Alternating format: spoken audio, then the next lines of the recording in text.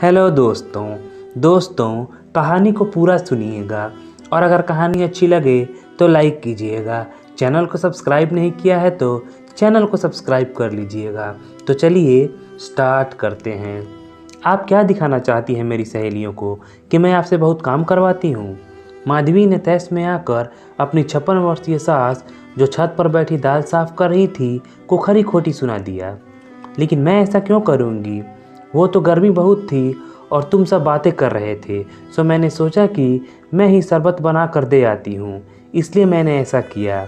और तुम लोग ही तो कहते हो कि मेरे हाथ की नींबू पानी अच्छी लगती है। माधवी की सास सरला ने शांत स्वर में जवाब देते हुए कहा, मैं सब अच्छे से जानती हूँ, जो आप कहना चाहती हैं वो भी और जो नहीं कहना चाहती हैं वो भी। अपने बेटे को बेवकूफ़ बनाइएगा, मुझे नहीं। माधवी ने आंखें दिखाते हुए कहा। क्या मम्मी, आप फिर से शुरू हो गईं? 2 मिनट की भी शांति नहीं है इस घर में। अब क्या कर दिया दादी ने? सारिका ने अपनी माँ माधवी से कहा।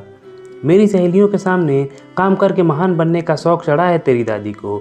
अगर काम ही करना है तो छत से कपड़े उतार कर ले आएं। माधवी ने मुंह फुलाते हुए कहा। अरे तो दादी क्यों जाएंगी, मैं और आप कर लेंगे, सारिका ने कहा। मेरे पास और भी बहुत काम है और तू जाकर अपनी पढ़ाई कर। माधवी ने सारिका को 2 टूक जवाब दिया और चली गई। माधवी के जाने के बाद सारिका अपनी दादी के पास जाकर बैठ गई और अपने माँ के इस बर्ताव के लिए माफ़ी मांगने लगी। तब सरला ने अपनी पोती को समझाते हुए कहा, तू अपनी माँ को गलत मत समझ, वो दिल की बुरी नहीं है।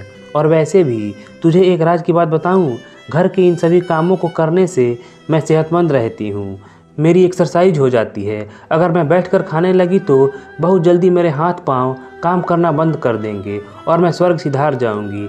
लेकिन मैं अभी मरना नहीं चाहती, पहले तुझे डोली में विदा तो कर लूं, फिर देखेंगे।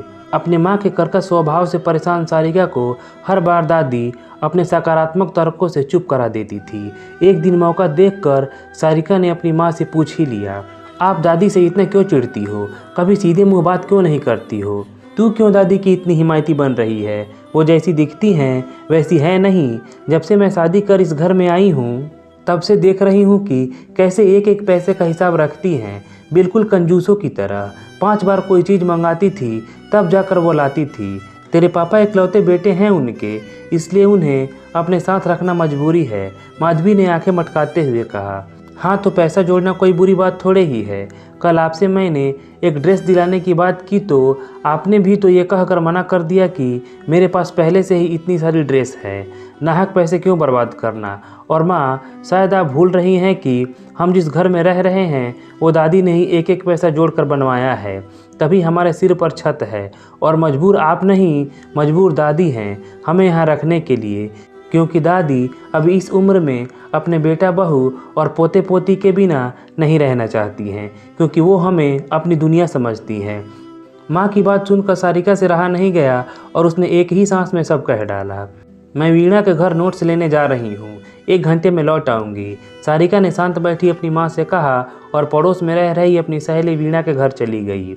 शाम का समय था। सरला जी अपने कमरे में बैठकर छत से उतारे कपड़े तह कर रही थी। तभी कुछ गिरने की आवाज़ आई। सरला भाग कर आई तो देखा माधवी डाइनिंग टेबल के पास फिसल कर गिर गई थी। सरला ने सहारा देकर अपनी बहू को उठाया और बिस्तर तक ले गई और उसे लिटाया।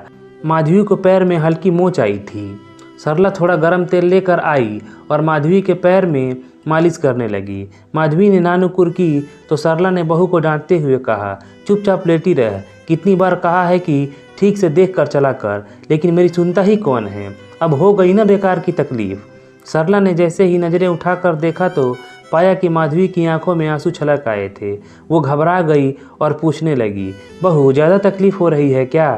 तब माधवी धीरे से उठकर बैठ गई और सरला से हाथ जोड़कर कहने लगी, माँ जी मुझे माफ़ कर दीजिए, मैंने आपके साथ बहुत बुरा व्यवहार किया है।